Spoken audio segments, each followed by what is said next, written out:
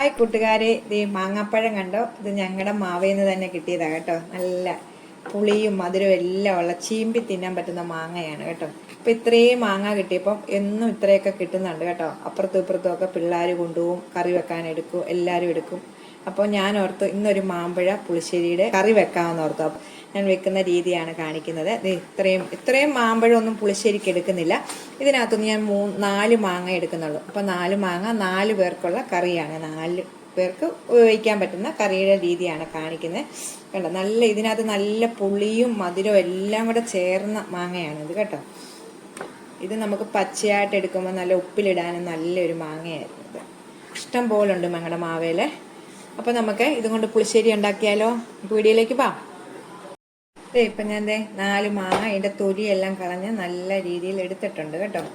4 മാങ്ങയാണ് ഞാൻ എടുത്തേക്കുന്നത്. അതിനുള്ള ഇതാണ് കാണിക്കുന്നത്.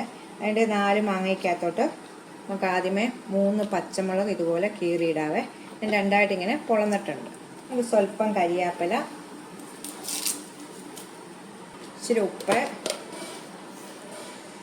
ഒരു 1/2 ടീസ്പൂൺ ഉപ്പ്, ഇതിൻ്റെ കൂടെ ഒരു 1/4 ടീസ്പൂൺ മഞ്ഞൾപ്പൊടി, ഒരു 1/4 ടീസ്പൂണ്, ഇത് വെറൈറ്റി ഇതാണ്, നല്ല ടേസ്റ്റാണ്, ഒരു 1/4 ടീസ്പൂണ് കായപ്പൊടിയാണ്. കായ കട്ടയുണ്ടെങ്കിൽ ഒരു ചെറിയ കട്ട കേട്ടോ, ചെറുതായിട്ട് ഇത്ര ഇട്ടിട്ട് ഒരു 1.5 കപ്പ് വെള്ളം ഒഴിച്ച് നമുക്കൊന്ന് വേവിക്കാവേ. 1.5 കപ്പ് വെള്ളം ഒഴിച്ചിട്ടുണ്ട്. നല്ലോണം ഒന്ന് മിക്സ് ചെയ്ത ശേഷം നമുക്ക് നല്ലോണം ആദ്യമേ നമുക്ക് തിളയ്ക്കുന്നിടം വരെ ഒന്ന് തുറന്ന് വെച്ച് വേവിക്കാം. തിളയ്ക്കട്ടെ. തിളച്ച ശേഷം നമുക്ക് മൂടി വെച്ചിട്ട് ഒരു 5-6 മിനിറ്റ് കൊണ്ട് നമുക്കിത് വെന്ത് കിട്ടുവേ. നമുക്കൊന്ന് വെള്ളം തിളയ്ക്കട്ടെ. ഉള്ള അരപ്പിന് എന്തൊക്കെയാണ് വെക്കുക? നമുക്കൊരു 1/2 കപ്പ് തേങ്ങയാണ് വേണ്ടത്. 1/2 കപ്പ് തേങ്ങ, 3 ചുമന്നുള്ളി, 2 കഷ്ണം വെളുത്തുള്ളി, ഒരു 1/4 ടീസ്പൂണ് ജീരകം,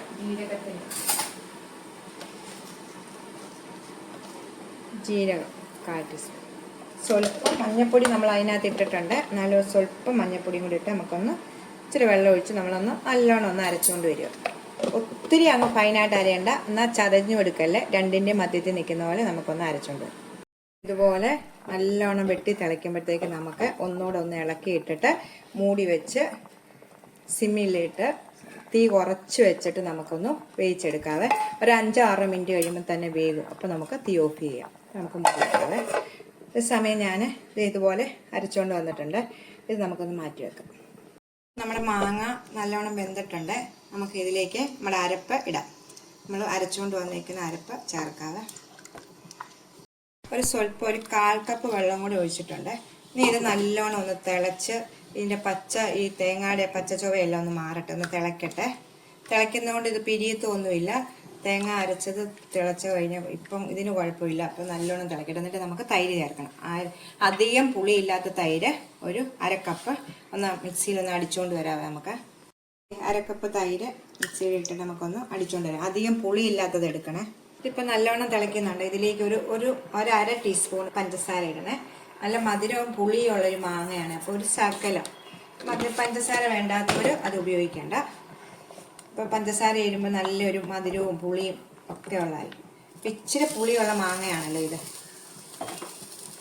അപ്പോൾ നല്ലോണം ഇങ്ങനെ വെട്ടി തിളയ്ക്കണം. നല്ലോണം വെട്ടി തിളയ്ക്കണം. വെട്ടി തിളച്ച് ഈ മാങ്ങാടി ഇതൊക്കെ ഈ തേങ്ങായിട്ട് ഇറങ്ങി യോജിച്ച് കഴിയുമ്പോഴാണ് നമ്മൾ തീ ഓഫ് ചെയ്ത ശേഷമാണ് നമ്മൾ തൈര് ഒഴിക്കുന്നത്. ഇനി ഇരിക്കും തോറും ഇത് കുറുവും കേട്ടോ. നമ്മൾ തീ ഓഫ് ചെയ്തിട്ടുണ്ട്. തീ ഓഫ് ചെയ്ത ശേഷം ഈ ചൂടിലേക്ക് തൈര് ഒഴിച്ചാൽ മതി. തൈര് ഒഴിച്ചിട്ട് നമുക്കൊന്ന് തീ ഒന്നും കത്തിക്കേണ്ട, ചെറിയ ചൂടായാണ് ഓഫ് ചെയ്യണം കേട്ടോ.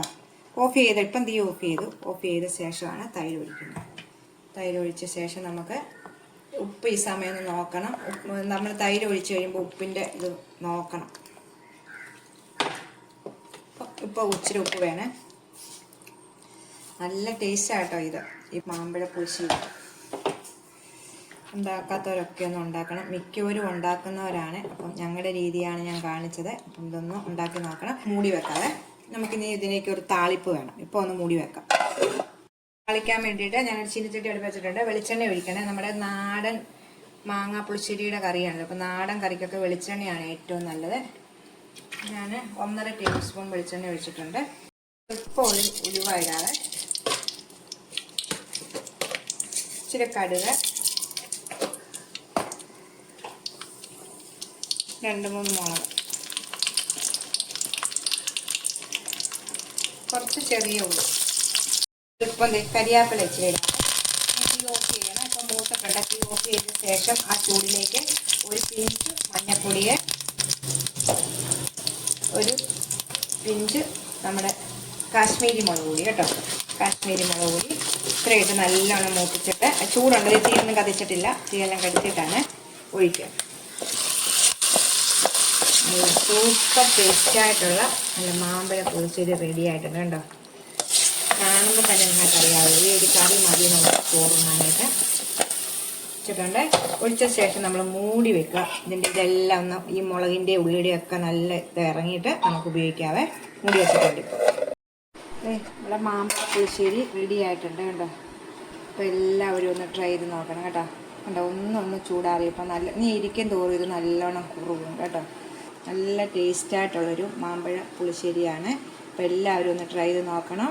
ഞങ്ങളുടെ വീഡിയോ കണ്ട് ഇഷ്ടപ്പെടുവാണ് ലൈക്ക് ചെയ്ത്, ഷെയർ ചെയ്ത്, കമൻറ്റ് ചെയ്ത്, സബ്സ്ക്രൈബ് മറക്കല്ലേ. അടുത്തൊരു വീഡിയോ കാണാം. ടാറ്റാ.